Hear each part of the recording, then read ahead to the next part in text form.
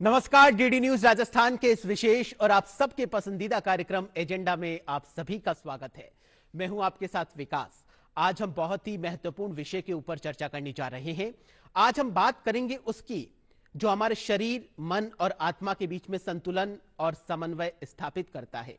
आज हम बात करेंगे उसकी जो हमारा शारीरिक, मानसिक, आध्यात्मिक और मनोवैज्ञानिक विकास में अपनी महत्वपूर्ण भूमिका निभाता है। आज हम बात करेंगे उसकी जो पूरे विश्व के वैश्विक स्वास्थ्य कल्याण में अपनी बहुत ही महत्वपूर्ण भूमिका निभा रहा है। जी हां, आज बात करेंगे हम योग की। जी हां, हर साल 21 जून को अंतर्राष्ट्रीय योग दिवस मनाया जाता है।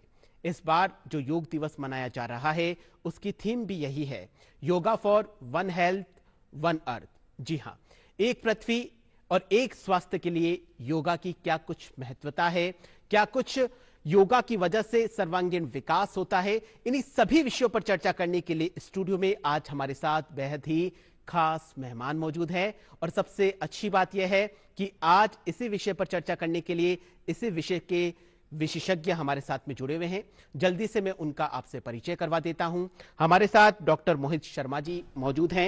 आप कार्डियक सर्जन हैं और एसएमएस हॉस्पिटल में करीबन 15 साल से आप सेवाएं दे रहे हैं और आप हैप्पीनेस प्रोग्राम भी चला रहे हैं, साथ साथ में आप योग प्रशिक्षक भी हैं।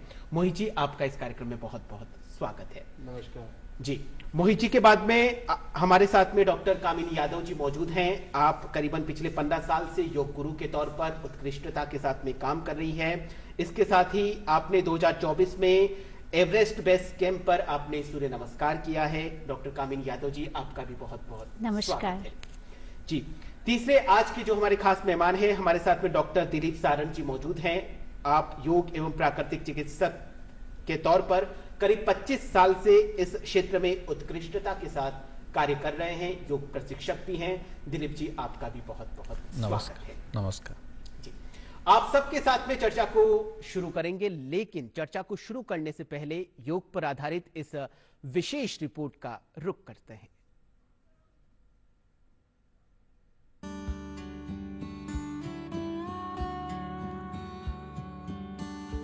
योग एक प्राचीन भारतीय पद्धति है जिसका उद्देश्य शरीर, मन और आत्मा के बीच संतुलन और समन्वय स्थापित करना। योग का अर्थ है जुड़ना या मिलना, मन का विचार के साथ जुड़ना, शरीर का आत्मा से मिलना और विचार का व्यवहार से मिलना। योग केवल व्यायाम या आसनों तक ही सीमित नहीं है, बल्कि योग एक संपूर्ण जीवन शैली है जो व्यक्ति को शारीरिक, मानसिक, भावनात्मक और आध्यात्मिक रूप से स्वस्थ बनाने की दिशा में लेकर जाती है। दुनिया के लोगों के लिए योग आज हमारे लिए केवल पार्ट ऑफ लाइफ नहीं है। प्लीज रिमाइंड, ये पार्ट ऑफ लाइफ नहीं है, बल्कि योग अब वे ऑफ लाइफ बन रहा है। हमारा दिन योग के साथ शुरू हो, इससे बेहतर शुरुआत क्या हो सकती है। लेकिन हमें योग को किसी एक खास समय और स्थान तक ही सीमित नहीं रखना है। हम कितने भी तनावपूर्ण माहौल में क्यों न हो, कुछ मिनट का ध्यान हमें रिलैक्स कर देता है, हमारी प्रोडक्टिविटी को बढ़ा देता है। इसलिए हमें योग को एक अतिरिक्त काम के तौर पर नहीं लेना है। हमें योग को जानना भी है, हमें योग को जीना भी है, हमें योग को पाना भी है, हमें योग को अपनाना भी है और हमें योग को पनपाना भी है। और जब हम योग को जीने लगेंगे, योग दिवस हमारे लिए योग करने का नहीं, बल्कि अपने स्वास्थ्य, सुख और शांति को सेलिब्रेट करने का माध्यम बन जाएगा। हर साल 21 जून को अंतर्राष्ट्रीय योग दिवस मनाया जाता है। योग दिवस 2025 की थीम है yoga for one earth one health, यानी एक पृथ्वी एक स्वास्थ्य के लिए योग। योग दिवस का महत्व कई स्तरों पर देखा जा सकता है, जैसे कि शारीरिक, मानसिक, सामाजिक और वैश्विक स्तर पर। योग दिवस का उद्देश्य योग के लाभों को दुनिया भर में फैलाना और जीवन शैली में इसे शामिल करने के लिए लोगों को प्रेरित करना है। तो जितनी भी अपनी बीमारियां हैं या जो भी अपने रहन सहन है, जो भी अपने अभी सिस्टम जो है सारा बिगड़ा हुआ है, तो इन सारे सिस्टम को सुधारने के लिए योग उसके अंदर सर्वोपरि माना जा रहा है। वर्तमान जीवन में योग अपना एक अभिन्न अंग हो गया है। जैसे किसी ने कहा है कि एक पेड़ होता है और एक आदमी का फेफड़ा होता है, क्योंकि कार्बन डाइऑक्साइड हम छोड़ते हैं, पेड़ उसको ग्रहण करता है और वापस वो ऑक्सीजन अपने को देता है। वैसे योग की आवश्यकता हो गई है। शांति से योग करना चाहिए। अगर हम ज़बरदस्ती योग करते हैं तो हमें इंजरी भी हो सकती है या फिर कुछ भी हो सकता है, तो इसलिए हमें शांति से योग करना चाहिए। योग करने से ऐसे मतलब एक तो शारीरिक विकास होता है, मानसिक विकास, साथ में हमारा सर्वांगीण विकास भी होता है। इससे पढ़ाई में भी काफ़ी ऐसे बेनिफिट होते हैं। योग हमारे खेल में प्रैक्टिस करने से पहले और प्रैक्टिस करने के बाद दोनों में काम आता है, जो हमारे शारीरिक और दोनों दिमाग को स्टेबल रखने में बहुत बहुत उपयोगी है। योग हमारे लिए उतना ही इम्पोर्टेंट है जितनी एक गेम में प्रैक्टिस की नीड होती है। योगा से हमारा मेंटल हेल्थ, शारीरिक विकास सब कुछ होता है। योग से हमें सब 3 चीज़ें मिलती हैं, स्ट्रेंथ, स्टेबिलिटी, स्ट्रेचिंग। क्योंकि स्ट्रेंथ ताकत चाहिए, लोगों में स्टेमिना चाहिए, और मसल्स अगर आपकी फ्लेक्सिबल रहेगी तो डिजीज़ कम से कम आपको होने की संभावना रहेगी। अगर स्पोर्ट्स इंजरी है तो वो योगा से ठीक कर सकते हैं। कुल मिलाकर योग एक साधना है जो व्यक्ति को उसकी पूर्ण क्षमता की ओर लेकर जाती है। ये केवल शरीर को स्वस्थ रखने का ही माध्यम नहीं है, बल्कि आत्मा की गहराइयों तक पहुंचने का मार्ग भी है। आइए वैश्विक स्वास्थ्य के कल्याण के लिए भारत की संस्कृति और ज्ञान के इस प्रकाश रूपी योग को अपनाएं और अपना व अपनों का जीवन खुशहाल बनाएं। Bureau report, DD news Rajasthan, Jaipur.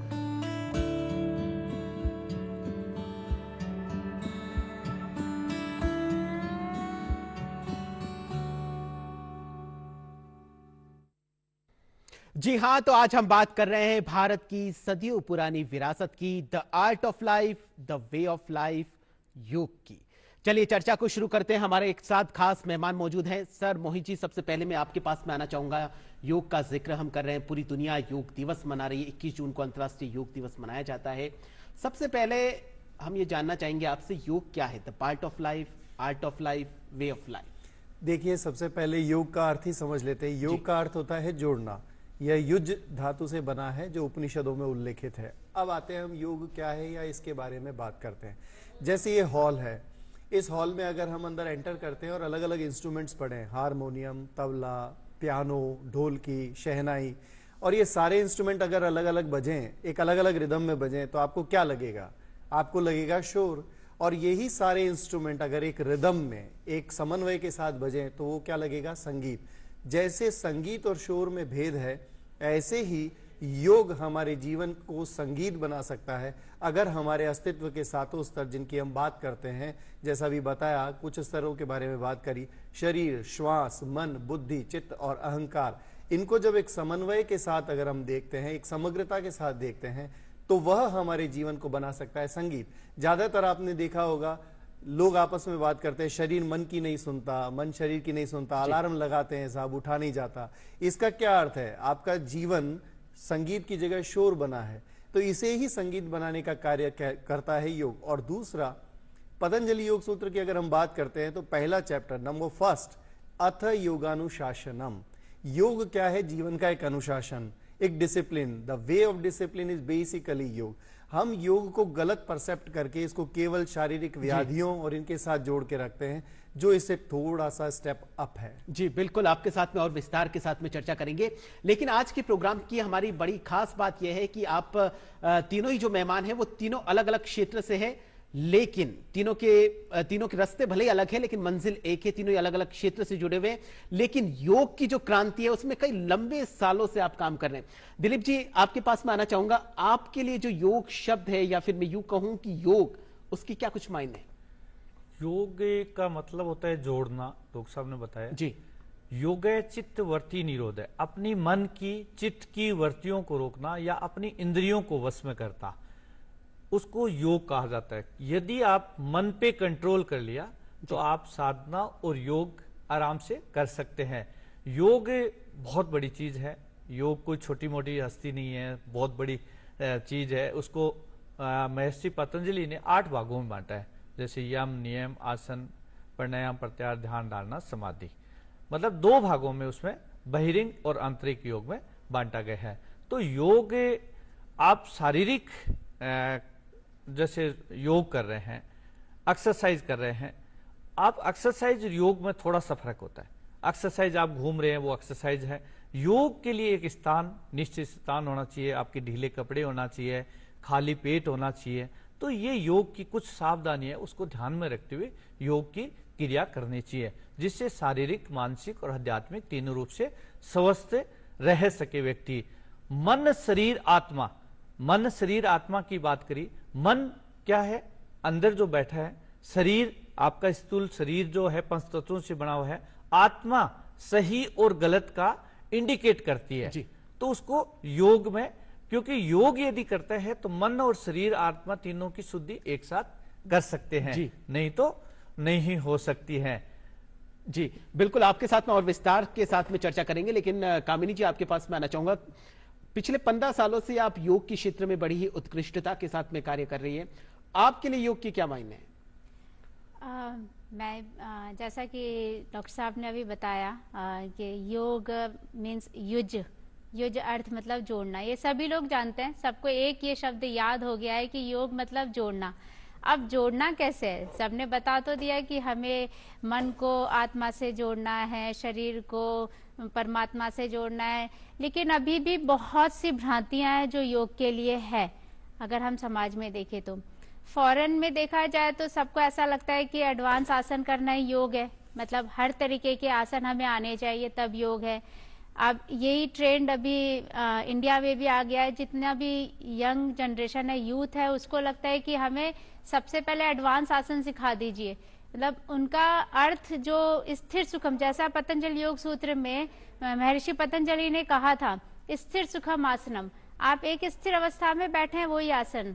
प्राणायाम के लिए बोला गया है, जैसा कि प्राणच्छेदम वसे सर्वम त्रिदेव यत् प्रतिष्ठितम। आप प्राणों से अपने आप की रक्षा कर रहे हैं, आपके प्राणों की आप रक्षा कर रहे हैं। किस प्रकार प्राण आपकी रक्षा करते हैं? एक माता के समान, जैसे एक माता अपने बच्चे की रक्षा करती है, वैसे प्राण आपकी रक्षा करते हैं। लेकिन कैसे? जब हमें श्वास लेना ही नहीं आता, योग करने तो हम सालों से योग कर रहे हैं, लेकिन अभी भी बहुत से ऐसे लोग हैं जिन्हें सही तरीके से श्वास की गति महसूस ही नहीं होती है या वो ले ही नहीं पाते जी। तो ये अभी बहुत सी भ्रांतियां हैं। बिल्कुल, ये जो टेक्निकल चीजें जिनके बारे में आपने जिक्र किया, इसके बारे में विस्तार से चर्चा करेंगे। लेकिन मोहित जी, फिलहाल प्रश्न यह है कि जब योग और योगी की जब बात आती है तो एक मन में कल्पना उठती है कि जिसकी दाढ़ी हो या बहुत बड़ा पर्वत पे जाके मतलब वो तपस्या कर रहा हो, वैसा कोई योगी हो। क्या ये भ्रांति है या कोई भी योगी है? बिल्कुल भ्रांति है। देखिए विकास जी, आप एक इसको इस एग्जाम्पल से समझते हैं। मैं आपको एक प्रश्न पत्र देता हूं और उस प्रश्न पत्र में 8 प्रश्न है और उसका क्राइटेरिया है कि इनमें से कोई 4 अगर आप कर लेते हैं तो आप, यानी 50% एटलीस्ट लाना जरूरी है इस प्रश्न पत्र में जी। और हम उस प्रश्न पत्र का केवल एक क्वेश्चन सॉल्व करते हैं और उस एक क्वेश्चन के आधार पर हम अपने उस जिसने भी हमें प्रश्न पत्र दिया है ऐसे लड़ लेते हैं, भाई हम तो पास क्यों नहीं हुए? अरे भाई, प्रश्न पत्र में 8 प्रश्न थे, उनमें से तुमने एक प्रश्न किया वो भी आधा अधूरा, जिसमें वो प्रश्न था केवल आसन पे। तो आप समझ ही गए होंगे मैं यहाँ 8 प्रश्न जिनकी बात कर रहा हूं वे हैं यम, नियम, आसन, प्राणायाम, प्रत्याहार, ध्यान, धारणा, समाधि और संयम। अगर हम एक प्रश्न को सॉल्व करें जिसका नाम है आसन और वो भी आधा अधूरा, तो योग हुआ कहां? तो योग में रिसेंटली भ्रांति दर्शन, जो योग पथ की बाधा पतंजलि ने बताई है, वो ज्यादा प्रयुक्त हो रही है। एक और एग्जांपल से समझिए, जैसे सामने वाली दीवार है, आपने मान लो एक लाल रंग का चश्मा पहन रखा है। अब वो लाल रंग का चश्मा पहनोगे तो आप सफेद रंग की दीवार आपको कैसी दिखेगी? लाल। लेकिन कोई आए और आपको वो लाल रंग का चश्मा उतारे तब आपको नजर आएगी वो दीवार सफेद है। इसे ही हम कहते एक रॉन्ग परसेप्शन। जैसे अभी बात करी डॉक्टर सारण ने, आपको बताया योगश चित्त वृत्ति निरोध, चित्त की वृत्तियों में विपर्य और विकल्प। विपर्य वो वृत्ति है जिसके माध्यम से हमारा परसेप्शन गलत हो चुका है, जो हम जानना चाहिए। जैसे अभी आपने कहा योग के बारे में, क्या एक योगी होगा, दाढ़ी बड़ी हुई, इतने सालों से यही सुनते हुए आए हैं कि कोई तपस्वी है हिमालय में तपस्या कर रहे हैं। अगर ऐसा होता तो भगवान कृष्ण ने 18 अध्याय में अर्जुन को 18 योग के बारे में बताया है। हर अध्याय का नाम योग के साथ जुड़ा है। कहीं भी ऐसा नहीं कहा भगवान कृष्ण ने कि भाई देखो चलो मैं तुम्हें फिजिकल एक्सरसाइज कराता हूं, युद्ध को रोक दिया और 45 मिनट तक केवल उनको फिजिकल एक्सरसाइज, ऐसा तो था नहीं। गीता मतलब जो गाया जाए, उन्होंने पूरे 18 अध्याय गा के सुनाए। उनमें से जो मुझे एक सबसे अच्छा लगता है, जो the best thing what I can say here is, जो आपके कर्म की कुशलता है ना, योग कर्मेशु कौशलम, जो तुम्हारे कर्म में कुशलता लेके आए वो योग। जो काम कर रहे हैं उसको कुशलता के साथ किया जाए तो वो योग है। जैसे अगर आप सदगृहिणी हैं और आप खाना बनाने में इंटरेस्टेड है, आपको बहुत अच्छा खाना बनाना आता है और आपके खाने की तारीफ पूरी दुनिया करती है, आपके घर में आए हुए मेहमान, आपके घर वाले बड़े अंगुलियां चाट चाट के खाते, तो आप परफेक्ट योगी हैं। जो भी कार्य आप कर रहे हैं 100% परफेक्शन से अगर कर रहे हैं, इट मीन्स योग है। क्यों? क्योंकि आपका सारा वहां पर जुड़ाव है उसी कार्य के साथ, है ना। ना कि इसको हम ये समझें कि जैसा अभी डॉक्टर सारन ने कहा एक्सरसाइज इज नॉट योग। एक्सरसाइज या ऐसा कर्तव्य तो आपको है ना, किसी भी नट को देखेंगे तो आपको बढ़िया कर्तव्य दिखा सकता है। कर्तव्य होना, शरीर के स्तर पर होना, इट्स कंप्लीटली डिफरेंट। और योग है समग्रता और जीवन का अनुशासन। जी बिल्कुल बिल्कुल, इसी पे जवाब ले लेते हैं कामिनी जी। योग जो जैसा डॉक्टर साहब ने बताया कि किस तरीके से योग की जो एक भ्रांति है, जो मैं बता रहा था कि एक तपस्वी जब भी योग का नाम लेते तो तपस्वी का चेहरा बन के आता है, वो योग नहीं है। डॉक्टर साहब का साफ कहना है कि जो काम आप कर रहे हैं और कर्तव्य निष्ठा के साथ और कुशलता के साथ कर रहे हैं वो योग है। आपका क्या कुछ कहना है इस पे? जी मैं बिल्कुल सहमत हूँ डॉक्टर साहब से, जो उन्होंने कहा है कि बहुत सारी भ्रांतियां, और ये बिल्कुल सही उदाहरण दिया उन्होंने कि चश्मा हम जैसा पहनेंगे वैसा ही नजर आएगा। हम योग करने तो बैठ गए आसन में, और उसके बाद में हमने योग शुरू भी किया। दिमाग में तो हमारे आज के काम, कल उसने मुझे ये कहा, कल इसने मुझे ये सुनाया, मुझे उसको ये कहना है, मतलब वो सारी चीजें। तो आप जुड़ कहाँ रहे हैं? हम तो बोल रहे हैं योग से जुड़ना मतलब है। मन और आत्मा का कोई सामंजस्य, समन्वय, संतुलन नहीं है। बिल्कुल भी नहीं है। मतलब हम लोग श्वास की गति पे ध्यान लगाने के लिए बोलते हैं कि जब कोई बैठता है तो आपके चेहरे से ही पता चल जाता है कि आपके श्वास की गति पे आपका ध्यान है या नहीं है। आपके दिमाग में जो चल रहा है, वो कहते हैं ना कि फेस रीडिंग, आपका चेहरा सब बताता है। तो वही होता है कि आज हम सिर्फ टेंशन में योग करने बैठ जाते हैं, फिर बोलते हैं मैम हमें रिजल्ट ही नहीं मिला। अभी एक एग्जांपल मैं दूंगी। मैं अभी 2 दिन पहले ही एक शख्स से मिली थी। वो मुझे बोल रहे थे कि मैम 200 कैलोरीज तो मैं बर्न करता हूँ, लेकिन फिर भी इतना टमी है मेरा, और लेकिन ईटिंग हैबिट्स नहीं रहती। ईटिंग में मैं अच्छा खाता हूँ। मतलब लोगों का है हम खा रहे, अच्छा खा रहे, लेकिन डाइट ओवर ईटिंग कर रहे हैं वो नहीं दिख रहा है। आप अच्छे का मतलब ये नहीं है कि आप ओवर ईटिंग करें। और योग कभी नहीं कहता, योग में आहार बहुत मतलब आप महत्वपूर्ण भूमिका निभाता है, क्योंकि उसमें कहा गया है आहार की भी 3 है, तामसिक, सात्विक, राजसिक। तो अगर आप राजसिक आहार ले रहे हो योग के साथ में तो वो कहीं मेल नहीं खाता। आपकी लाइफ में सात्विक जो सारी स्थिति, चाहे वो आपका सोने का हो, चाहे आपके कर्म हो, चाहे आप जैसा कि गीता में भी कहा कि गीता में भी उसी का पूरा उल्लेख है। तो ये तीनों चीजें हमेशा अपने दिमाग में रखिए कि आपका रहना, आपका खाना, आपका विचार, आपके जीवन शैली, ये सब सात्विक होनी चाहिए। तब आप एक योगी के एक पहले स्तर पे आ सकते हैं। अच्छा, योगी के पहले स्तर पर आने के लिए आपको सात्विक होना बहुत जरूरी है। दिलीप जी, जैसा कि कामिनी जी बता रही थी कि टेंशन को दूर करने के लिए योग कर रहे हैं, लेकिन आजकल की जो फटाफट भरी लाइफ है, आधुनिकता की जो अंधी दौड़ चल रही है, उसमें हर व्यक्ति को जो परिणाम है बहुत जल्दी चाहिए, इस वजह से टेंशन और हो रही है।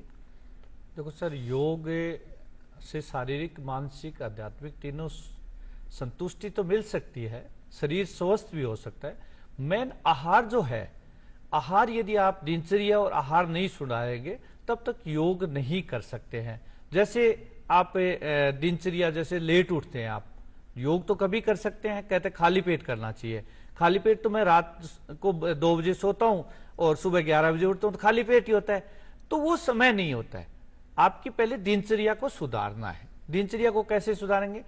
समय पर सोना, समय पर उठना, और समय पर खाना, तीनों चीजों का कॉम्बिनेशन बहुत ही जरूरी है। यदि जरूरी है तो आप योग कर सकते हैं, योगी बन सकते हैं।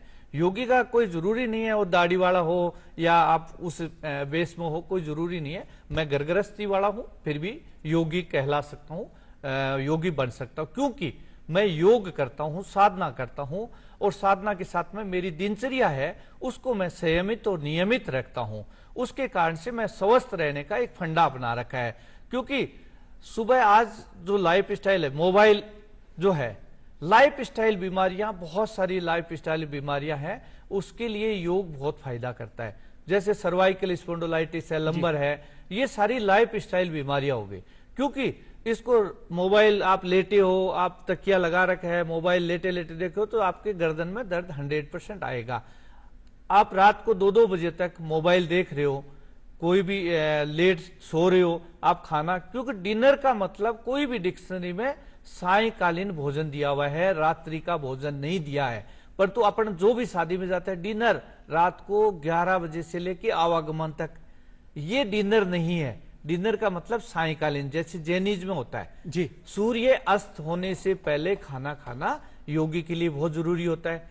आप अस्त होने तक नहीं खा पाते हैं तो थोड़ा बहुत 1 घंटे तक आप खा सकते हैं, परंतु आपका खाने का, उठने का और योग करने का आपका समय एक निर्धारित होना चाहिए। उससे आप आराम से, मतलब बिल्कुल संयमित और नियमित जीवन जीना बहुत जरूरी है अगर योग का वाकई में आप बहुत कुछ एडवांटेज प्राप्त करना चाहते हैं तो। बिल्कुल डॉक्टर साहब, आपके पास में आना चाहूंगा। जैसे दिलीप जी ने जिक्र किया, आज की जो वर्तमान शैली है वो हमारी इतनी बिगड़ चुकी है कि जिसकी कल्पना करना भी मुश्किल है। उसी बिगड़ी हुई जीवन शैली को ट्रैक पर लाने के लिए योग अपने आप में बहुत महत्वपूर्ण भूमिका निभा रहा है। तो वर्तमान परिप्रेक्ष्य में आप तीनों से मेरा एक प्रश्न कॉमन रहेगा कि वर्तमान परिप्रेक्ष्य में जो योग की भूमिका है वो क्या है?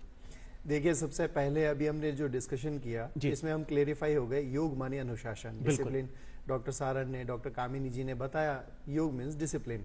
अब हम थोड़ा सा इसमें और ऐड कर देते हैं। अष्टांग का पहला हिस्सा है यम। यम है सत्य, अहिंसा, अस्तेय, परिग्रह, ब्रह्मचर्य। अगर हम बात करते हैं तो आज की जीवन शैली में आप सबसे पहले देखिए कितने लोग ऐसे हैं जो इस फर्स्ट स्टेप के ऊपर क्लेरिफाई है कि सत्य बोलते हो, अहिंसक हो। अहिंसा का तो उदाहरण अभी हम देख ही रहे हैं पूरे विश्व में, कैसे ईरान और ये सब चल रहा है युद्ध।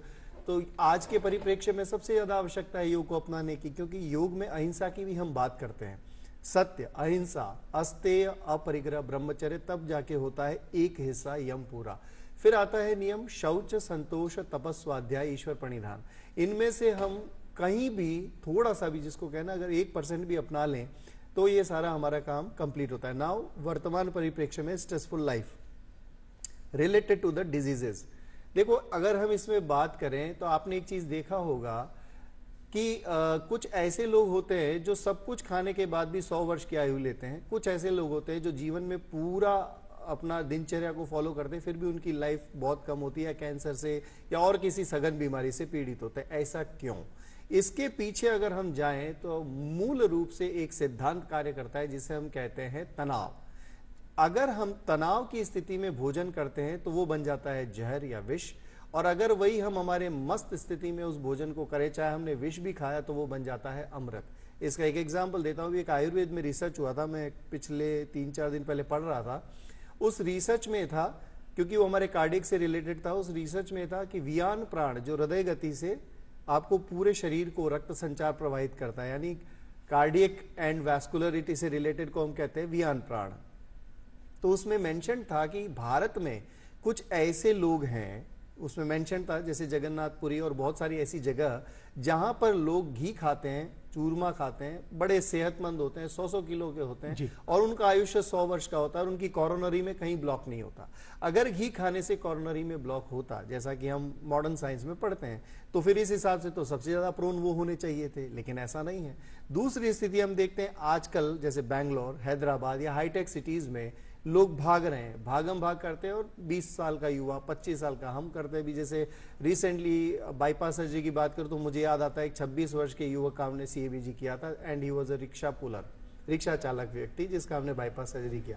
तो कितना बड़ा कॉन्ट्राडिक्शन है। इसका अर्थ ये हुआ, जो मैं समझा उस पेपर को पढ़ने के बाद भी, और जो वर्तमान जीवन में मैं देखता हूं, तनावपूर्ण स्थिति एक युवक को या एक किसी भी व्यक्ति को वहां पर लैंड अप करती है जिसका नाम होता है बीमारी। अब वो जो भी खा रहा है बन रहा है विष, क्योंकि वो तनावपूर्ण स्थिति में खा रहा है। और एक व्यक्ति जिसकी मन की स्थिति ठीक है, जैसे अगर हम बात करें योग की, योग में सबसे पहले प्रसन्नता है, क्योंकि आप अपने शरीर के स्तर पे, मन के स्तर पे, चित्त के स्तर पे, बुद्धि के स्तर पे completely if you are happy, then whatever you are eating is basically your body part और माइंड पार्ट। जी बिल्कुल। कामिनी जी, योग को लेकर जैसा सर ने बताया कि जो सर्वांगीण विकास है वो योग करता है, शारीरिक है, मानसिक है, आध्यात्मिक तौर पर जो योग करते हैं उनका विकास देखने को मिलता है। तो किस तरीके से जो मैकेनिज्म ऑफ एक्शन है एक योग जो योग करता है व्यक्ति, उसका किस तरीके से मैकेनिज्म रहती है वो समझना चाहेंगे आपसे।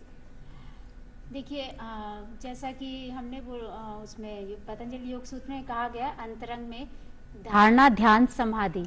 तो पहले तो आप धारणा किसी चीज को धारण करिए, उसके बाद ध्यान लगेगा। तो मैकेनिज्म ऐसे ही होता है कि आपने पहले उसको अपने अंदर धारण करना है। आप किसी भी कोई मेडिसिन भी लेते हैं, अभी एलोपैथी मेडिसिन में अगर हम देखें, कोई मेडिसिन लेते हैं तो बोलते हैं कि कुछ टाइम लगेगा, हो सकता है इसके साइड इफेक्ट भी हो जाए जी ना, तो इसको वर्क करने में टाइम भी लगे। तो पहले आपके शरीर और आपका मन उसको धारण करेगा और आप योग को धारण करेंगे, तो वो उसी तरह के मैकेनिज्म चलता है आपके बॉडी में। उसके बाद आप प्राणायाम करेंगे, उसके बाद आप जिस तरीके से हमारे पंच कोश होते हैं, आनंद, जिसमें अंतरिम कोश जो होता है आनंदमय कोश होता है, तो आपका जो आनंदमय कोश है ना, वहां उस स्तर पे आपकी स्थिति आनी चाहिए। प्रथम जो आपने बाहरी जो कोश आपने किया कि ठीक है आपने योग कर लिया, ध्यान लगा लिया, लेकिन आपके अंदर तो कहीं कुछ बदलाव ही नहीं, आपको आनंद तो आया ही नहीं। आनंद की अनुभूति होनी चाहिए। जब आखिरी में आप जब वहां से उठे तो आपका मन ऐसा होना चाहिए कि मैं यहाँ से उठूं ही नहीं, मतलब दबाव में आकर किसी भी चीज को नहीं करें। आप दबाव में आके कभी ना करें योग, और योग बैठ के उस जगह को अपने आप से धारण करके और फिर योग पे ध्यान लगाएं। जैसा कि प्रधानमंत्री नरेंद्र मोदी जी ने भी अभी जो क्लिप में कहा है कि योग को हमें जीना है, इसको अपनाना है, ऐसे नहीं कि जब पार्ट ऑफ लाइफ तो है ही है, ये वे ऑफ लाइफ। अभी तो सर जैसा ट्रेंड हो गया ना, हम सब ट्रेंड के अकॉर्डिंग चलते हैं जी। जो मार्केट में ट्रेंड आ रहा है, हम अच्छा अभी योग का ट्रेंड आ रहा है तो ठीक है हम योग के, फिर कुंडली योग का ट्रेंड आएगा तो कुंडली योग जागरण करना है, फिर आपका चक्रास का आएगा तो आपके 7 चक्रा है तो हमें चक्रास पे ध्यान लगाना है, आपका सिंगिंग थेरेपी आएगा तो हमें, मतलब हम भाग रहे हैं, हमें ये नहीं समझ आ रहा कि हमें योग में चाहिए क्या। युवाओं को तो स्पेशली, जो वृद्धजन है उनका मैं अगर बोलूं तो उनका एक अलग कॉन्सेप्ट होता है। उनको ये लगता है कि नहीं हम ज्यादा देर बैठ नहीं सकते, हम ये कुछ आसन है जो कर नहीं सकते, जबकि हम उन्हें मैं बड़े प्यार से समझाती हूँ कि आप मन में अपने धारण कीजिए कि आप कर सकते हैं, आप बैठ सकते हैं, आपको सपोर्ट मिलेगा, तो आप इस दुनिया को क्या आप अपने शरीर की हर एक स्थिति से जीत सकते हैं, अपने मन से जीत सकते हैं। बिल्कुल, सबसे पहले खुद को यकीन करना पड़ेगा उस पर। दिलीप जी, प्राकृतिक चिकित्सा पद्धति सदियों पुरानी भारतीय संस्कृति की एक विरासत के तौर पर देखी गई है, तो प्राकृतिक चिकित्सा पद्धति में जो योग है उसकी क्या कुछ भूमिका है? देखो, अष्टांग क्रिया जो है 8 योग की जो है 60 क्रियाएं, वो प्राकृतिक चिकित्सा में भी अपनाई जाती है। जैसे कुंजल है, नेति है, धोती है, वस्त्र है, त्राटक है, कपाल है, ये सारी चीज जो है प्राकृतिक चिकित्सा में भी इसके द्वारा, जैसे कुंजल क्रिया के बारे में मैंने बताया, कुंजल क्या है, हम पानी पिलाते हैं, गजकरणी भी बोल सकते हैं। जैसे हाथी पानी पीता है, हाथी का शरीर एसिडिक होता है, पानी पी के वो शरीर को एसिड को बाहर निकालता है पानी में डाइल्यूट, आप डायरेक्ट निकालोगे तो आपका गला छिल जाएगा, उससे आपका पूरा फेफड़े भी ठीक होता है, आमाशय क्लींजिंग होने का काम करता है। इसी प्रकार बस्ती अलग अलग प्रकार की देते हैं, एनिमा जो आपकी आंतों की सफाई करने का काम है, क्योंकि मेन 2 चीज है भाई, लाइफ स्टाइल तो इस टाइप की हो गई, आपका ओरा जो है पूरा पोल्यूशन से घिरा हुआ है, आपका आहार भी खराब हो चुका है, पेस्टिसाइड्स का ज्यादा से ज्यादा प्रयोग हो रहा है, क्योंकि आप गंगानगर साइड में जाओगे, मैं भी उस इलाके से बिलोंग करता हूं, पंजाब में जाइए, नशा इतना हो गया है, और वहां से बीकानेर तक एक ट्रेन चलती है, उसका नाम है कैंसर मेल जी। क्यों? क्योंकि हर तीसरा व्यक्ति कैंसर से पीड़ित है। और डॉक्टर साहब बता रहे थे, अभी एक दिन मैंने भी WHO की एक रिसर्च पढ़ी, उसमें 2026 या 27 तक हर तीसरा से चौथा व्यक्ति कैंसर से पीड़ित है। तो क्यों पीड़ित है, उसका कारण क्या है? लाइफ स्टाइल तो है ही है, नशा है, पोल्यूशन है, आप पेस्टिसाइड्स भी है। पेस्टिसाइड का बहुत बड़ा रोल है, क्योंकि किसान को भी आपको अर्निंग को जनरेट करने के लिए वो अपने पेस्टिसाइड लेकिन का अब प्रयोग करें क्या? इन चीजें आज की आधुनिकता की अंधी दौड़ में ये चीजें प्रासंगिक तौर पे हो गई है। सबको कम समय में ज्यादा मुनाफा चाहिए, कम लागत में ज्यादा मुनाफा चाहिए। उससे अब बचने उसका के लिए कैसे बचें? उससे बचने के लिए आपकी शरीर की इम्यूनिटी को ग्रोथ करना है, बढ़ानी है आपकी इम्यूनिटी, कैसे मजबूत करने हैं। क्योंकि मेन जो पेट होता है, पेट कॉन्स्टिपेशन से कई प्रकार की बीमारियां पैदा होती है। बिल्कुल। और नींद, इंसोमिनिया होना, दो चीज यदि नहीं है प्रॉपर तो आदमी स्वस्थ नहीं कहलाता है। क्योंकि प्राकृतिक चिकित्सा कहती है पैर गरम, पेट नरम और सर ठंडा, ये प्राकृतिक चिकित्सा का स्वस्थ रहने का फंडा। गरम, पैर गरम, पेट नरम, पेट नरम और सिर ठंडा। यदि सर ठंडा नहीं होगा तो आदमी को गुस्सा आएगा। पेट यदि टाइट रहेगा तो कॉन्स्टिपेशन, गैस्ट्रिक, एसिडिटी, अल्सर जैसी बहुत सारी बीमारियां आपको होगी। तो सबसे पहले बॉडी को क्लींजिंग करना है, ये प्राकृतिक चिकित्सा करती है। आयुर्वेद में भी यही है। और उसमें फिर योग जुड़ जाता है तो उसमें यदि आपकी बॉडी को स्वस्थ, क्योंकि मैंने एक बार स्टार्टिंग में बताया था, मन, शरीर, आत्मा जी तीनों की चिकित्सा करनी है तो पहले आपको मन को कंट्रोल करना पड़ेगा। और आपको शरीर जब तक शुद्ध नहीं होगा तब मन कंट्रोल नहीं होगा। और यदि आपका शरीर अशुद्ध है, आपके शरीर में व्याधियां हैं कई प्रकार की, तो मन को आप नहीं रोक सकते हैं। और मन फिर इतना भटकेगा, कभी मैं डॉक्टर साहब के पास जाऊंगा, कभी कामिनी जी के पास जाऊंगा, कभी आपके पास आऊंगा, मतलब वो सर्किल बना देगा डॉक्टरों का एक, वो सेटिस्फाई नहीं होगा, नहीं किसी भी होगा। चीज से। तो सबसे पहले आपको पेट को जो है उसको स्वस्थ करना है, आपकी शरीर की इम्यूनिटी पावर है। क्योंकि आपको भोजन तो इस प्रकार का ही मिलेगा, पर तो आप इतना भोजन मजबूत कर लो, आप अपने आप को स्वस्थ कर लो, वो योग से हो सकता है या प्राकृतिक चिकित्सा के द्वारा हो सकता है। बिल्कुल। कुल मिलाकर शरीर, मन और आत्मा के बीच में संतुलन और समन्वय रखना बहुत जरूरी है। मोहित जी, आपके पास में आना चाहूंगा। आज का जो दौर है एडवांस मेडिकल साइंस का दौर है, तो जो आज का जो मेडिकल साइंस का दौर है उसका और योग के साथ में जो कॉम्बिनेशन है उसको किस तरीके से देखते हैं? क्योंकि आप खुद पिछले करीबन 20 सालों से एडवांस मेडिकल साइंस में कार्डियो सर्जन के तौर पे काम कर रहे हैं और फिर योग के साथ में भी जुड़े हुए हैं। हाँ, देखो ये द मोस्ट इंपॉर्टेंट क्वेश्चन मुझे लगता है इस सेशन के लिए कि मॉडर्न मेडिकल साइंस और योग को लोग भ्रांति के मामले में अलग अलग देखते हैं, जबकि आप इस बात को समझिए, योग जीवन जीने की उत्तम शैली या पद्धति है, उपचार की पद्धति नहीं है। लोग इसको उपचार की पद्धति के जैसे इस्तेमाल करते हैं। जैसे मैं योग करूंगा तो मेरा ब्लड प्रेशर का क्या होगा, मेरे कैंसर का क्या होगा, डायबिटीज का क्या होगा। अरे भाई, बीमारी हो चुकी, अब तो तुम इसका इलाज लो। देखो, 4 तरह से प्रिवेंशन होता है। सबसे पहला होता है प्राइमोर्डियल प्रिवेंशन। प्राइमोर्डियल प्रिवेंशन का अर्थ होता है रिस्क फैक्टर होने से पहले ही रोक लेना। जैसे मान लो किसी के घर में डायबिटीज है तो उसके बच्चों को, या जैसे किसी घर में cancer, diabetes, whatever non communicable कोई बड़ी बीमारी है, तो जो बच्चे हो गए, अब उन बच्चों को पहले ही रिस्क फैक्टर से प्रिवेंट किया जाए, जैसे धूम्रपान, अल्कोहल, नॉन वेजिटेरियन डाइट्स और सो मेनी थिंग्स। मतलब बचावी उपचार है। बचावी उपचार, तो primordial prevention. Then second number पर आता है प्राइमरी प्रिवेंशन, की भाई रिस्क फैक्टर तो हैं, लेकिन अगर आप उनको स्क्रीन करते रहो समय समय पर तो उस बीमारी को रोका जा सकता है। किसी के घर में कार्डियक डेथ हो गई साहब 40-45 की उम्र में, अब उसका बच्चा बड़ा हो रहा है, तो उसको जरूरी है कि भाई स्क्रीन करता रहे उस बीमारी को। जैसे कैंसर के बारे में डॉक्टर सारन ने बताया, तो स्क्रीनिंग उपचार के रूप में लिया जा सकता है। भाई स्क्रीनिंग हो गया, टाइम से आपको पता लग गया, तो अब वो लॉन्गिविटी ऑफ लाइफ और क्वालिटी ऑफ लाइफ को इंप्रूव करेगा। Third is secondary prevention. बीमारी हो गई, रिस्क फैक्टर थे, सब कुछ हो गया, अब आप कहोगे अब मैं योग में आ रहा हूं साहब, अब मैं बहुत कुछ कर लूंगा तो क्या मैं बच सकता हूं? तो देखो, हमारा शरीर एक नियम को फॉलो करता है। आपके इस चैनल के माध्यम से स्ट्रिक्ट वे में आज मैं बोलना चाहता हूं, हमारा यह शरीर एक पर्टिकुलर नियम को फॉलो करता है, जिसका नाम है बचपन, जवानी, बुढ़ापा, बीमारी और मृत्यु।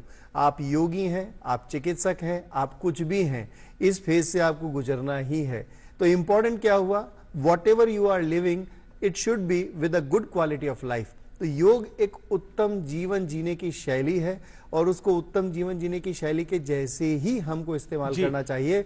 वनस्पति इसके कि हम दवाओं को छोड़कर या किसी पे बहस करके और योग को हम उपचार की पद्धति के जैसे लें। बिल्कुल। उपचार की पद्धति प्राकृतिक चिकित्सा, एलोपैथी, होम्योपैथी और आयुर्वेद, ये सभी है। जी बिल्कुल, आपने बहुत ही बढ़िया बात कही है कि योग जो है वो जीवन जीने की शैली है, इसको उपचार नहीं माने, एक शैली है। अगर आप अपनी जिंदगी को अच्छा करना चाहते हैं तो इस शैली को अपना सकते हैं, अनुशासित और संयमित भी कर सकते हैं। जैसे अभी मैंने बताया, योग माने सबसे पहला, मैं कह रहा हूं हम पूरा पतंजलि योग सूत्र 197 फॉर्मूलाज हैं, पहले सूत्र पे ही मेरी गाड़ी अटकती है जब भी मैं पढ़ता हूं, अथ योगानुशासनम। अरे भाई, आर यू इन डिसिप्लिन? अगर मैं कहूं कि तुम्हें मेरी क्लास में आना है तो क्या आपके जीवन में अनुशासन है? नहीं है साहब, तो पहले अनुशासित बनो फिर आओ। तो योग मानी अनुशासन। जैसे ही अनुशासन आता है जीवन में, आप मान के चलिए आप बीमारियों से वैसे ही कोसों दूर हो जाते हैं। बीमारी तो बाद में आएगी, जीवन शैली में ही अनुशासन आ गया तो आगे की बात तो बहुत दूर है। बिल्कुल बिल्कुल। कामिनी जी हमारे साथ। जी मैं जैसे डॉक्टर साहब ने बताया कि अनुशासन, अभी मैं आपने जैसा सवाल ही आपका था कि आधुनिक जीवन चिकित्सा से कैसे है योग, तो मैं बोलूंगी कि योग और आधुनिक चिकित्सा दोनों एक ही चीज तो बोल रहा है आपको। मैंने जैसा अभी आपको बताया, हमारे पंचकोशा पे कार्य करता है योग, आपके पंचकोशा पे है। ऐसे ये यजुर्वेद में भी बताया गया, ऋषि भृगु ने बोला है कि आपके अन्नमय कोश, प्राणमय कोश, विज्ञानमय कोश, आपका मनोमय कोश और आनंदमय कोश। अगर इसी को हम आधुनिक चिकित्सा में देखें तो अन्नमय कोश, आप डॉक्टर के पास जाएंगे, डॉक्टर पहले बोलेगा आप खाने में ये मत खाइए। विज्ञान में कोश में डॉक्टर बोलेगा कि पहले आप ये मेडिसिन लीजिए, उपचार कराइए। अब आपका हो गया मनोमय कोश, बोलेगा टेंशन मत लीजिए, यहाँ मत जाइए, ज्यादा टीवी नहीं देखना, या जो भी आपके एंजाइटी के रीजंस है वो बोलेगा। फिर आपको उसके बाद में आपका आ गया विज्ञान में कोश हो गया प्राण में कोश। प्राण में कोश में बोलेगा कि आप ओपन एयर स्पेस में जाइए, थोड़ा बाहर घूमने जाइए, आप किसी हिल स्टेशन पे जाइए, आपको अच्छा लगेगा, आपको टेंशन। मिलाकर रास्ते अलग अलग बताए जा रहे हैं, मंजिल एक ही है। और रास्ते क्या, अब मैं कहूं कि शब्द भी एक ही हैं, आधुनिक चिकित्सा के और योग के शब्द एक ही हैं। आपको प्रिवेंशन करना है, आपको बीमारी को रोकना है। आप बीमारी को बिल्कुल ठीक कहीं किसी तरह से नहीं कर सकते हैं। वो लेकिन कामिनी जी एक चीज और जानना चाहेंगे, इस दिलीप जी से मैं प्रश्न पूछूंगा उसके बाद में कि ऐसे कौन कौन से योग है जो हमें रोजाना करने चाहिए। लेकिन फिलहाल दिलीप जी मैं आपके पास में आना चाहूंगा, पूरे विश्व में करीबन 2014 से पहले तक या 2010 से पहले तक कहें तो योग जो था वो एक गुमनामी की जिंदगी का जो शब्द बन गया था। लेकिन 2014 में प्रधानमंत्री नरेंद्र मोदी ने संयुक्त राष्ट्र संघ में योग क्रांति को लेकर रखा कि योग दिवस मनाना चाहिए, और 2015 में 21 जून से हम लगातार पूरा विश्व अंतर्राष्ट्रीय योग दिवस मना रहा है। इसको जो योग क्रांति पूरे विश्व में, वो किसी राज्य में किसी देश तक सीमित नहीं हुई, आज पूरे विश्व योग कर रहा है और योग क्रांति में जुड़ रहा है। इसको किस तरीके से देखते हैं? देखो, योग मोदी जी ने बहुत अच्छा योग में किया है और अवेयरनेस भी लाए हैं, उनमें कुछ हस्तियों का और भी बड़ा योगदान है जी। और मोदी जी देखो प्रधानमंत्री है तो उन्होंने जो कहा है हर व्यक्ति मानता है और वो खुद करते हैं। वो इतना एनर्जेटिक है तो योग से है। लोग उनके साथ कई मेरे मित्र लगे हुए हैं तो वो उनको पूछता हूं मैं कि वो तो सुबह 3 बजे उठ के योग करते हैं। तो योग से वो उनको विल पावर जो है ना उसको स्ट्रोंग करने का काम आज योग कर रहे हैं। आज अपने इंडिया में नहीं कई देशों में करीबन 200 देशों में योग की क्रांति आई है। और जाने अनजाने में, हालांकि योग तो पहले भी अपन करते थे, अपने पुराने ऋषि मुनि जो है वो स्वस्थ रहने के लिए उनके पास योग ही चारा था तो योग करते रहते। परंतु नरेंद्र मोदी जी प्रधानमंत्री आने के बाद में आयुष जो डिपार्टमेंट अलग से बनाया गया, आयुष का मतलब AYUSH, आयुर्वेद, होम्योपैथी, यूनानी, सिद्धा और योगा, ये सारों को एक साथ एक छत के नीचे लाए और लाने के बाद में उसमें क्रांति मतलब उन्होंने संदेश दिया लोगों को। मतलब क्रांति तो जब आएगी जब सारी धरातल से रहे। अरे वो धरातल से जोड़ा, हर स्कूलों में, पार्कों में, और यूथ के साथ इतना योग का कॉम्बिनेशन हो गया है। उनको योग की परिभाषा नहीं पता है जी, पर तो मेरे को योग करना है, मैं स्वस्थ कैसे रह सकूं, उसके लिए योग करें। जैसे डॉक्टर साहब ने बताया अभी कि डिजीज हो गई, योग एक चिकित्सा नहीं कह सकते हैं, पूरी संपूर्ण चिकित्सा नहीं कह सकते हैं। योग के साथ आप एलोपैथी ले रहे हैं, कैंसर हो गया, आप उनकी मेडिसिन ले रहे हैं, आपके हार्ट की प्रॉब्लम है, आप योग से आपके शरीर की विल पावर को बढ़ा सकते हैं।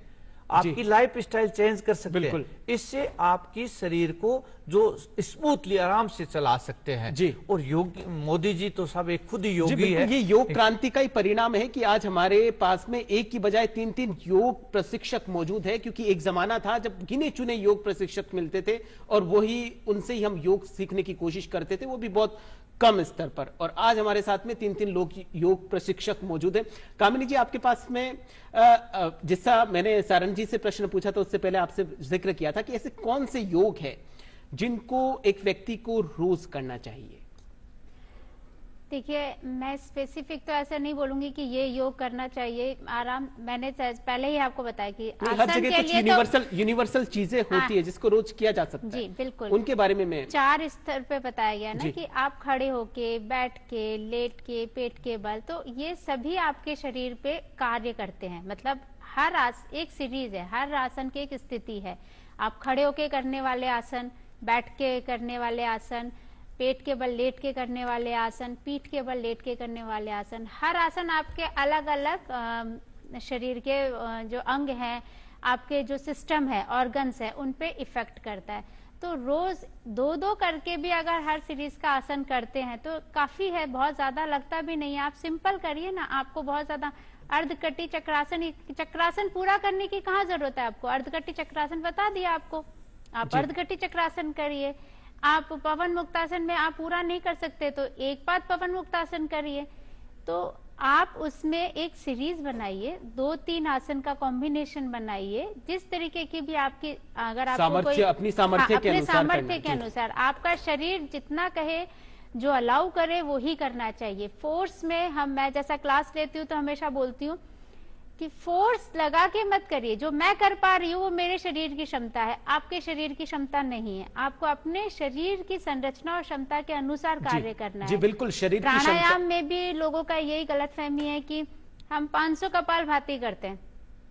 500 कपालभाति कर ही नहीं सकते हैं आप, तो अभी तक भी वो भ्रांतियां हैं लोगों में। मतलब अपनी सामर्थ्य और क्षमता के अनुसार ही योग कीजिए। मोहित जी, आप कार्डियक सर्जन हैं, आजकल देखने में आ रहा है, पिछले 5-10 सालों की बात करी जाए तो जितने कार्डियक अरेस्ट के मामले आ रहे हैं, हार्ट अटैक के मामले आ रहे हैं, शुगर के मामले बढ़ते जा रहे हैं, ऐसी स्थिति में योग करना कितना कुछ प्रभावशाली सिद्ध हो सकता है? बिल्कुल, योग प्रभावशाली ऐसे ही सिद्ध हो सकता है। अभी हमने शुरू में आपके पास में केस आई नहीं, मैं तो चाहता हूं बिल्कुल, है ना। देखो, स्वस्थ सबसे पहला हमारा जो है कि उत्तम स्वास्थ्य, बिल्कुल हमारे वैदिक ट्रेडिशन में भी यही है कि अगर हम इस धरती पर आए तो एक स्वस्थ शरीर के साथ आए और इस स्वस्थ शरीर के साथ ही इस धरती से अलविदा कहना चाहिए।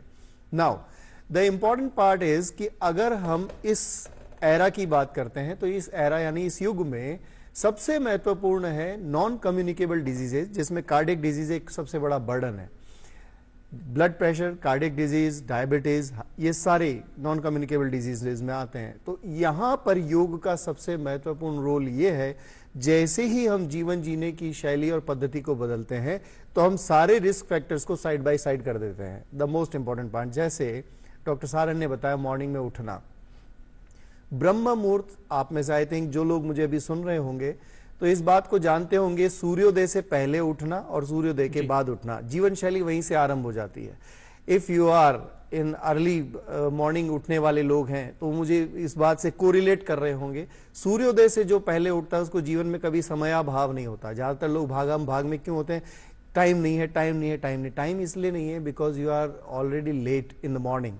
तो जैसे ही आपकी जीवन शैली में शुरुआत हुई सुबह उठकर, और जैसे ही आपने अपना स्टार्टअप किया मॉर्निंग डे विद द योग, योग का अर्थ मैं फिर कह रहा हूं यहां पर समग्रता से है, जिसमें यम, नियम, प्राणायाम, प्रत्याहार सभी कुछ, नॉट ओनली केवल आसन। जैसे आसन जितना आपसे हो पाए, जैसे डॉक्टर कामिनी ने कहा, एक सीक्वेंस बनाइए। तो एक सीक्वेंस से जब आप आसन करते हैं उसमें प्राणायाम ऐड करें, उसमें और सारी चीजें ऐड करें। एक प्रशिक्षक से जाकर के सलाह लेना महत्वपूर्ण है। टीवी पर देख करके, यूट्यूब पर देख करके या किसी मैगजीन में पढ़ के कई बार ऐसा हो सकता है कि एक भ्रांति आप पकड़ सकते हैं वनिस्पत इसके कि एक ट्रेडिशन या एक सही तरीके से करें।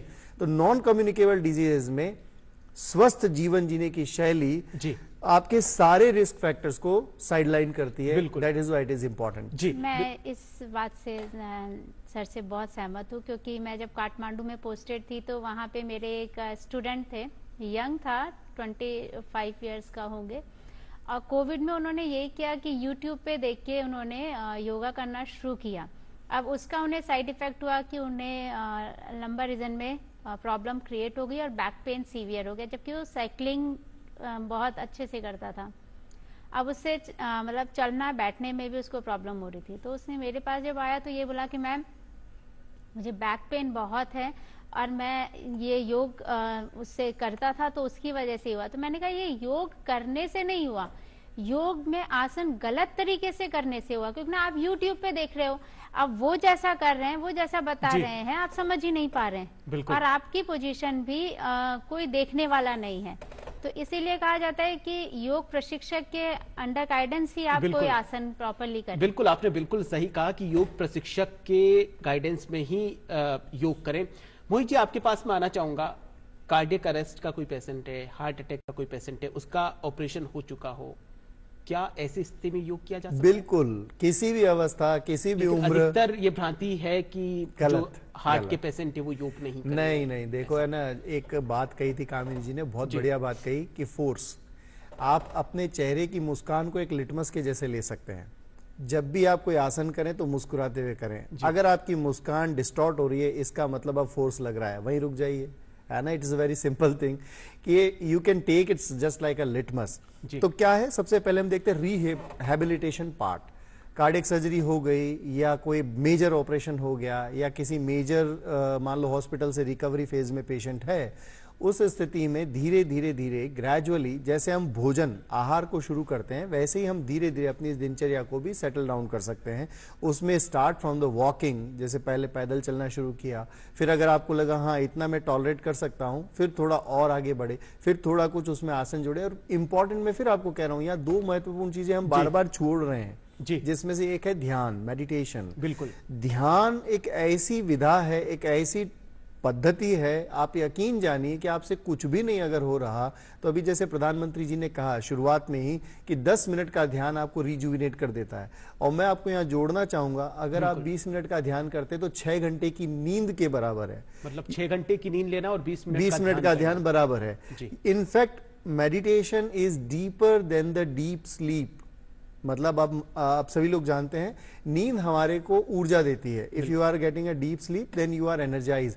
एट द सेम वे, उसी प्रकार से अगर आप बहुत अच्छे से ध्यान करते हैं तो यकीन जानिए आपको जीवन में, देखो ऊर्जा बाजार में मिलती नहीं। बिल्कुल, क्या आप है ना किसी मार्केट में गए और बोला भाई 100 रुपए की 2 किलो ऊर्जा देना या 500 रुपए की 5 किलो ऊर्जा चाहिए, मैं बहुत बुरी तरह थका हुआ हूं।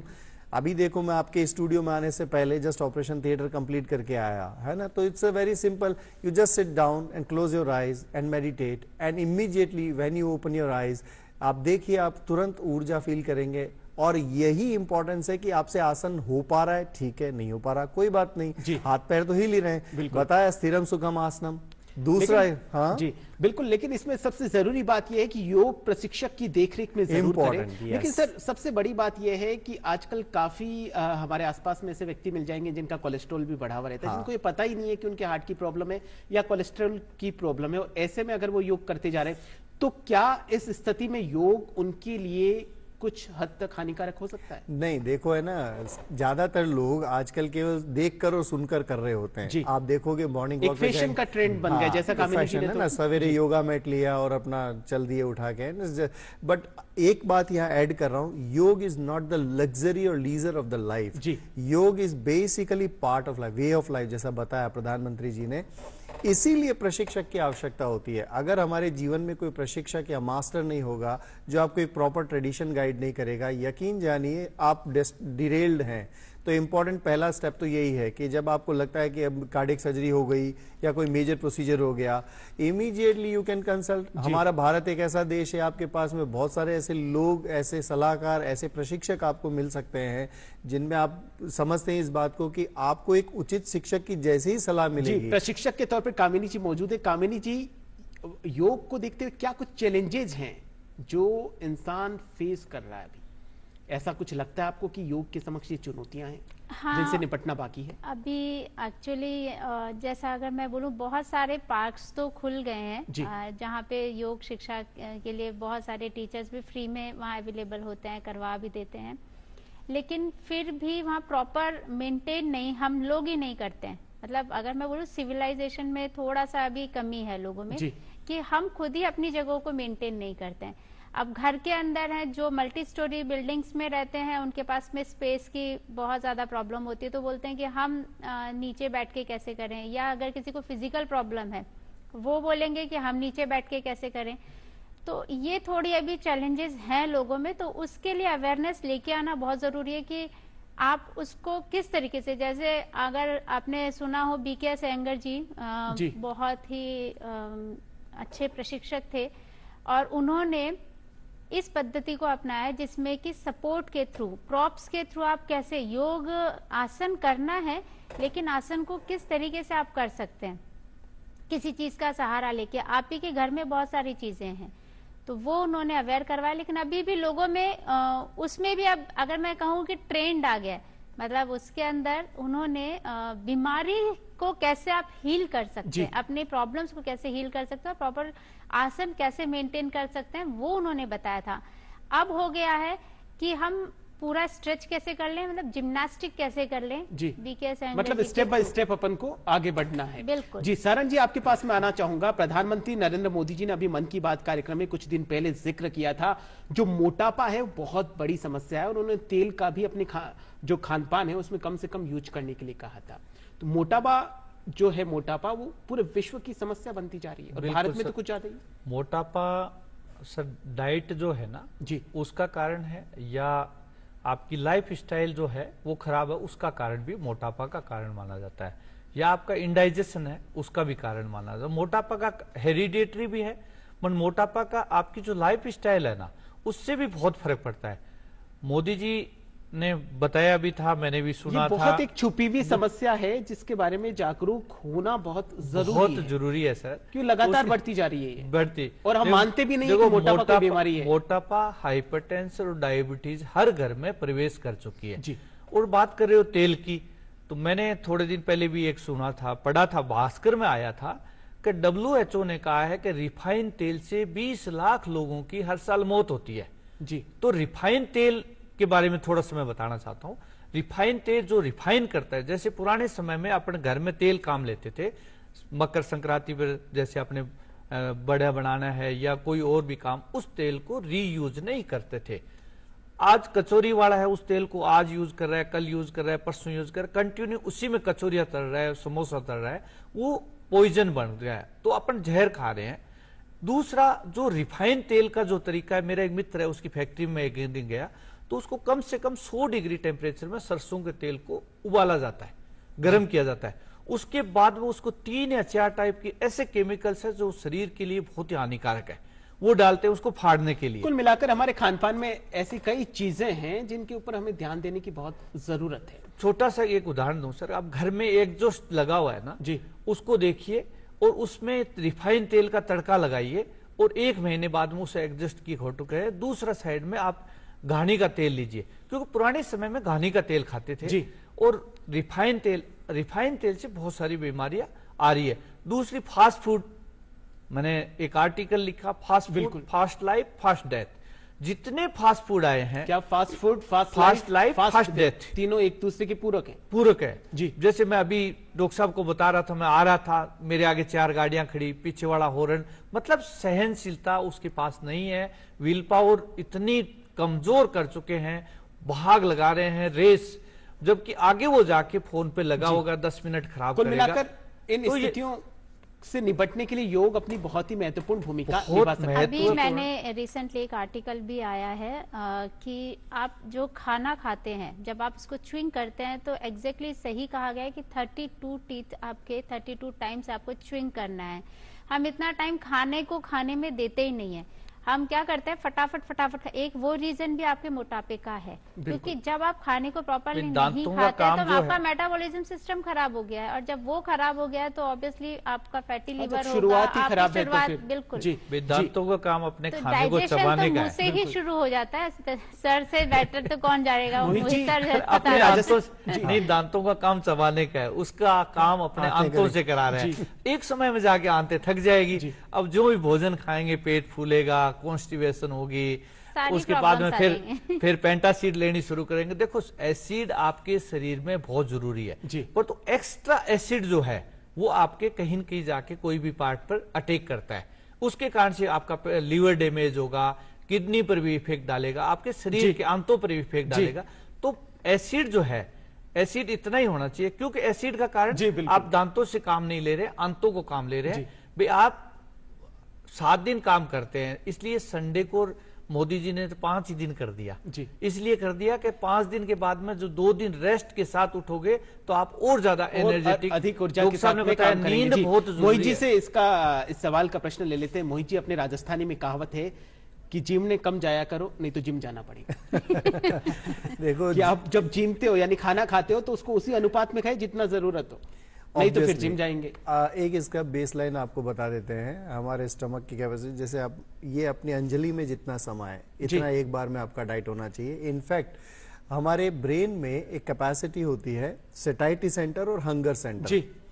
सेटाइटी सेंटर और हंगर सेंटर दोनों के बीच में एनाटॉमिकल डिस्टेंस होता है 1 सेंटीमीटर और फिजियोलॉजिकल डिस्टेंस होता है 20 मिनट। बिल्कुल। जैसे इसको ऐसे समझिए, आपको भूख लग रही है बहुत तेज और आपने मीठी एक चाय पी ली है आधा कप, अब 20 मिनट बाद आपकी भूख का क्या होगा? दी एंड।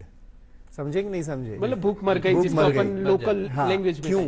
क्योंकि जब हम खाना शुरू करते हैं तो हमारे ब्लड में ग्लाइसेमिक लेवल यानी शुगर लेवल जो होता है वो अप होता है जी।